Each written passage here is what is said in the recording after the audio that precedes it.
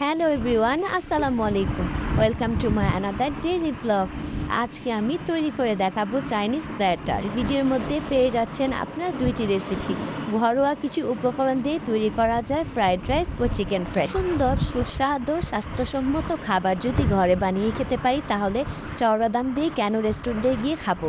Everyone, so we are in the kitchen. আমি একটি পাত্রের মধ্যে চা নিয়েছি।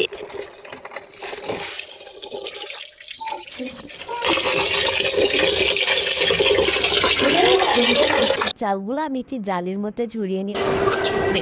তার মধ্যে পানি দেবো আর হচ্ছে তেল দিয়ে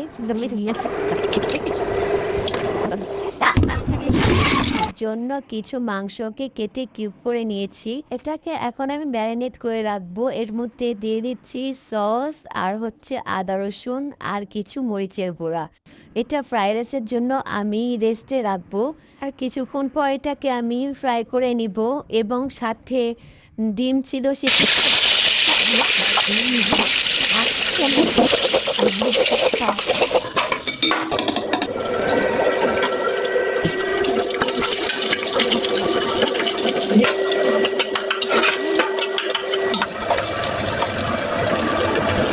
আমি ফ্রাইড রাইসটি তৈরি করছি। এখানে তেলের সাথে পেঁয়াজ, কাঁচামরিচ আর কিছু ভেজিটেবল ছিল যেগুলো আমি একটার পর একটা দিয়ে নিতেছিলাম। ভিডিওটি দেখেই আপনাদের বুঝে নিতে হবে, কারণ অনেক বড় ভিডিও এখানে অ্যাড করা যায় না। আর এখানে আমি দিয়ে দিচ্ছি সস, দিচ্ছি ওয়েস্টার সস, দিচ্ছি ম্যাজিক মশলা। এগুলো দিয়ে সুন্দর করে এপাশ ওপাশ উল্টিয়ে দিতে হবে। তো এখানে আরও রয়েছে সেই ফ্রাই করা মাংস এবং ফ্রাই করা ডিম। ভেজিটেবলের সাথে এখন আমি অ্যাড করে দেবো সে হাফ বয়েল করা চালগুলা।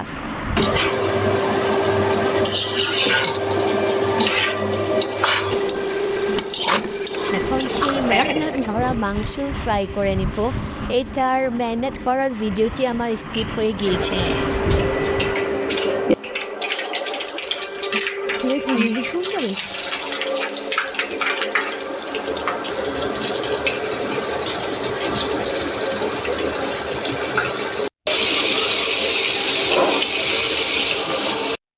এভরিওয়ান, আমার এই অথেন্টিক টেস্টের ভেজিটেবল ফ্রাইড রাইস এবং চিকেন ফ্রাই রেসিপিটি আপনাদের কেমন লেগেছে অবশ্যই কমেন্ট করে জানাবেন, এবং আমার প্রথম থেকে শেষ পর্যন্ত ভিডিওটি দেখার জন্য অসংখ্য ধন্যবাদ। পরবর্তী ভিডিও দেখার আমন্ত্রণ রইল।